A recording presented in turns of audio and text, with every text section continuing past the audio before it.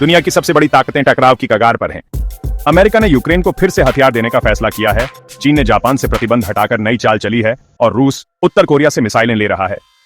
ये सिर्फ खबरें नहीं, ये संकेत हैं उस वैश्विक बदलाव के जो आपकी जिंदगी को सीधे प्रभावित करने वाले हैं।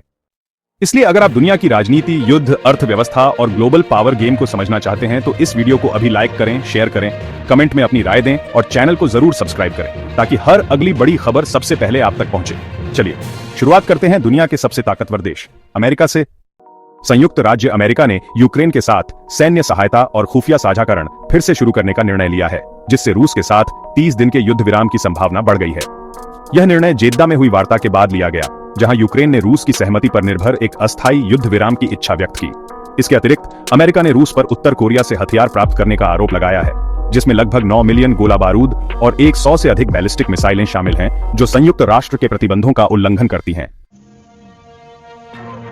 चीन ने हांगकांग में एक नया अंतरराष्ट्रीय मध्यस्थता संगठन स्थापित किया है, जिसका उद्देश्य वैश्विक विवाद समाधान में शहर की स्थिति को मजबूत करना है। यह संगठन देशों, राज्यों और विदेशी नागरिकों और निजी अंतरराष्ट्रीय संस्थाओं के बीच विवादों को सुलझाने के लिए एक मंच प्रदान करेगा। इसके अलावा चीन ने जापान से समुद्री खाद्य आयात पर 2023 में लगाए गए प्रतिबंध को हटाने का निर्णय लिया है, जो फुकुशिमा परमाणु संयंत्र से उपचारित अपशिष्ट जल के निर्वहन के कारण लगाया गया था। रूस पर उत्तर कोरिया से हथियार प्राप्त करने का आरोप लगा है, जिसमें लगभग 9 मिलियन गोला बारूद और 100 से अधिक बैलिस्टिक मिसाइलें शामिल हैं। इन हथियारों का उपयोग यूक्रेन में नागरिक क्षेत्रों पर हमलों में किया गया है। इसके बदले में रूस ने उत्तर कोरिया को वायु रक्षा और इलेक्ट्रॉनिक युद्ध प्रणालियां प्रदान की है। इसके अतिरिक्त रूस ने सर्बिया की आलोचना की है, क्योंकि उसकी गोला बारूद आपूर्ति तीसरे पक्ष के माध्यम से यूक्रेन तक पहुंच रही है, जबकि सर्बिया ने अपनी रक्षा उद्योग की आवश्यकताओं का हवाला देते हुए इसे उचित ठहराया है। भारतीय रिजर्व बैंक आरबीआई ने वित्तीय वर्ष 2024-25 में लिबरलाइज्ड रेमिटेंस स्कीम एलआरएस के तहत लगभग $30 बिलियन की पूंजी प्रवाह के बाद इस नीति की समीक्षा करने का निर्णय लिया है। इस समीक्षा का उद्देश्य घरेलू पूंजी प्रवाह को बेहतर ढंग से प्रबंधित करना और भारतीय रुपये के अंतर्राष्ट्रीय उपयोग को बढ़ावा देना है। इसके अलावा इंडिगो एयरलाइंस ने इस वित्तीय वर्ष में लंदन, एथेंस और 8 अन्य अंतर्राष्ट्रीय शहरों के लिए सीधी उड़ानें शुरू करने की योजना की घोषणा की है, जिससे भारत की वैश्विक कनेक्टिविटी में वृद्धि होगी। जापान ने पुष्टि की है कि चीन 2023 में फुकुशिमा परमाणु संयंत्र से उपचारित अपशिष्ट जल के निर्वहन के कारण लगाए गए समुद्री खाद्य आयात प्रतिबंध को हटाने के लिए तैयार है। हालांकि चीन ने अभी तक आधिकारिक पुष्टि नहीं की है और फुकुशिमा सहित 10 जापानी प्रांतों से कृषि और मत्स्य उत्पादों पर प्रतिबंध अभी भी लागू है। इस निर्णय से जापान के मत्स्य उद्योग को राहत मिलने की उम्मीद है, क्योंकि चीन जापानी समुद्री खाद्य का सबसे बड़ा बाजार रहा है। अमेरिका में डोनाल्ड ट्रंप के राष्ट्रपति पद पर पुनः आगमन के बाद जर्मनी ने न्यूयॉर्क में संग्रहीत अपने स्वर्ण भंडार की सुरक्षा पर पुनर्विचार शुरू कर दिया है। पहले यह मुद्दा सीमित राजनीतिक हलकों तक सीमित था, लेकिन अब यह मुख्य धारा की बहस का हिस्सा बन गया है। जर्मन केंद्रीय बैंक बुंडेसबैंक ने अभी तक अपने स्वर्ण भंडार की स्थिति में कोई बदलाव नहीं किया है, लेकिन राजनीतिक अस्थिरता और वैश्विक अनिश्चितताओं के चलते स्वर्ण भंडार की वापसी की मांगें बढ़ रही हैं। रिफॉर्म यूके के नेता निगेल फराज ने लास वेगास में आयोजित बिटकॉइन 2025 सम्मेलन में ब्रिटेन में क्रिप्टो क्रांति लाने की योजना की घोषणा की।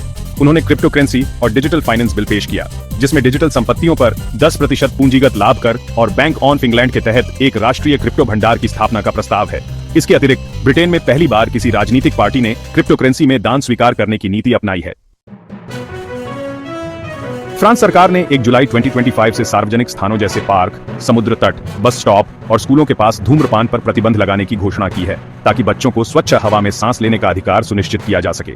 उल्लंघन करने वालों पर 135 यूरो का जुर्माना लगाया जाएगा। यह प्रतिबंध कैफे की बाहरी बैठकों और ई सिगरेट पर लागू नहीं होगा।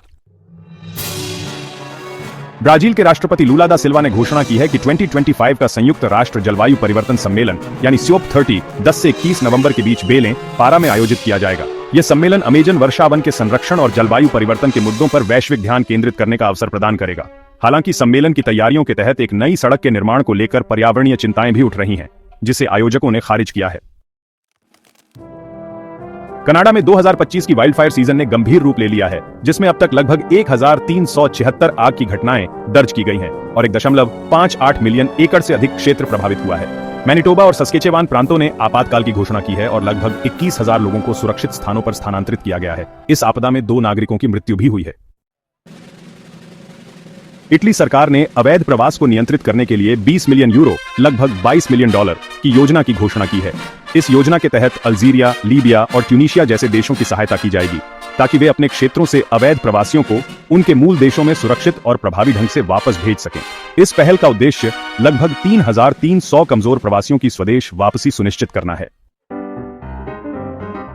न्यू साउथ वेल्स, ऑस्ट्रेलिया में 17 से 22 मई 2025 के बीच आई भीषण बाढ़ ने लगभग 800 घरों को रहने योग्य नहीं छोड़ा है। इस आपदा में 5 लोगों की मृत्यु हुई है और सैकड़ों लोगों को सुरक्षित स्थानों पर स्थानांतरित किया गया है। विशेषज्ञों ने इसे 500 वर्षों में एक बार की बाढ़ करार दिया है, जो कि इस क्षेत्र में अब तक की सबसे गंभीर बाढ़ों में से एक है। दक्षिण कोरिया की केंद्रीय बैंक ने 2025 के लिए आर्थिक विकास दर का पूर्वानुमान 1.5% तक घटा दिया है, जो पहले 1.9% था। इसके साथ ही ब्याज दर को 3.00% से घटाकर 2.75% कर दिया गया है। यह निर्णय अमेरिका द्वारा इस्पात, एल्यूमिनियम, ऑटोमोबाइल, सेमीकंडक्टर और फार्मास्यूटिकल्स पर लगाए गए टैरिफ और राष्ट्रपति यून सुक योल द्वारा पिछले वर्ष घोषित मार्शल लॉ के प्रभावों के कारण लिया गया है, जिसने उपभोक्ता विश्वास और घरेलू मांग को प्रभावित किया है। इस्तांबुल में इस्तांबुल फेरी टेल स्कूल परियोजना के तहत शिक्षक अस्पतालों में भर्ती बच्चों के लिए कहानियों का उपयोग करके उन्हें सांत्वना प्रदान कर रहे हैं। इस पहल का उद्देश्य अस्पताल में भर्ती बच्चों के मानसिक और भावनात्मक स्वास्थ्य को बेहतर बनाना है, जिससे वे उपचार के दौरान कम तनाव और चिंता महसूस करें। सऊदी अरब के आंतरिक मंत्रालय ने हज 2025 की तैयारियों के तहत चेतावनी दी है कि वीजा की अवधि समाप्त होने के बाद भी देश में रुकने वाले प्रवासियों को 50,000 सऊदी रियाल लगभग $13,000 तक का जुर्माना 6 महीने तक की जेल और निर्वासन का सामना करना पड़ सकता है। मंत्रालय ने नागरिकों और निवासियों से आग्रह किया है कि वे सुनिश्चित करें कि उनके मेहमान वीजा नियमों का पालन करें, विशेष रूप से यह ध्यान में रखते हुए कि हज वीजा को छोड़कर अन्य वीजा धारकों को हज करने की अनुमति नहीं है। इजराइल संयुक्त राज्य अमेरिका द्वारा प्रस्तावित गाजा संघर्ष विराम योजना पर इजराइल ने सहमति व्यक्त की है, लेकिन हमास ने इसे अस्वीकार करते हुए कहा है कि यह उनके लिए हत्या की निरंतरता के समान है। हमास ने इस प्रस्ताव को अपनी मांगों को पूरा नहीं करने वाला बताया है और कहा है कि इस पर अभी चर्चा जारी है। स्पेन में मई 2025 में मुद्रास्फीति दर घटकर 1.9% हो गई है, जो यूरोपीय सेंट्रल बैंक के 2% के लक्ष्य से नीचे है। यह 7 महीनों में सबसे कम दर है और इससे यूरोपीय सेंट्रल बैंक द्वारा ब्याज दरों में कटौती की संभावना बढ़ गई है। इंडोनेशिया पश्चिम जावा में एक पत्थर की खदान में चट्टान गिरने से कम 8 लोगों की मौत हो गई है और लगभग 10 लोग लापता हैं। यह घटना शुक्रवार को हुई और बचाव कार्य जारी है।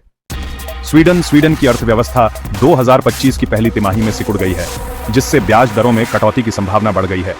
इसके अलावा स्वीडन की जलवायु कार्यकर्ता ग्रेटा थनबर्ग गाजा के लिए एक मानवीय जहाज पर सवार होकर रवाना होने की योजना बना रही हैं। नीदरलैंड्स में 24 से 30 मई के सप्ताह में सार्वजनिक भ्रूण मॉडल पर विचार वैज्ञानिक सलाह के नेतृत्व और एक कॉल स्थगन पर चर्चा हुई है। इसके अलावा जापानी एक्सपो दादी टोमियो यामादा ने 2025 ओसाका एक्सपो के सभी मंडपों का दौरा पूरा किया, जिसमें नीदरलैंड्स के मंडप में उनका स्वागत किया गया। स्विट्जरलैंड के दक्षिणी हिस्से में एक विशाल हिमनद के टूटने से एक पर्वतीय गांव पूरी तरह से नष्ट हो गया है। इस आपदा में एक व्यक्ति लापता है और बचाव कार्य असुरक्षित परिस्थितियों के कारण निलंबित कर दिए गए हैं। अधिकारियों ने चेतावनी दी है कि हिमनद के मलबे के पीछे पानी फंसा हुआ है, जो बाढ़ का खतरा उत्पन्न कर सकता है। ईरान के विदेश मंत्री अब्बास अरागची ने बीजिंग में चीन के समकक्ष से मुलाकात के बाद कहा कि 2025 ईरान के परमाणु मुद्दे के लिए महत्वपूर्ण वर्ष होगा। उन्होंने यह भी संकेत दिया कि यदि अमेरिकी राष्ट्रपति डोनाल्ड ट्रंप ईरान के परमाणु स्थलों पर हमले की अनुमति देते हैं तो यह क्षेत्रीय तनाव को और बढ़ा सकता है। दक्षिण अफ्रीका में एक छात्रा की हत्या के मुख्य संदिग्ध को पुलिस ने शुक्रवार सुबह मुठभेड़ में मार गिराया। यह घटना देश में बढ़ते अपराध और सुरक्षा चिंताओं के बीच हुई है। मिस्र के फुटबॉल क्लब अल अहली ने जोस रिवेरियो को अपना नया प्रबंधक नियुक्त किया है। यह नियुक्ति क्लब के आगामी क्लब वर्ल्ड कप के लिए की गई है। रिवेरियो की नियुक्ति से क्लब के प्रदर्शन में सुधार की उम्मीद जताई जा रही है। सिंगापुर ने 30 मई 2025 को 2 नए नगर परिषदों की स्थापना की घोषणा की है, जिससे कुल नगर परिषदों की संख्या 19 हो गई है। यह कदम शहर की बढ़ती जनसंख्या और प्रशासनिक सुधारों के तहत उठाया गया है। पाकिस्तान और भारत अपने साझा सीमा पर सैनिकों की संख्या में कमी करने के करीब हैं, जिससे तनाव में कमी आने की संभावना है। दोनों देशों के बीच हालिया संघर्ष के बाद यह कदम उठाया गया है। पाकिस्तान के एक वरिष्ठ जनरल ने इस बात की पुष्टि की है, लेकिन भविष्य में संभावित संघर्षों के लिए चेतावनी भी दी है।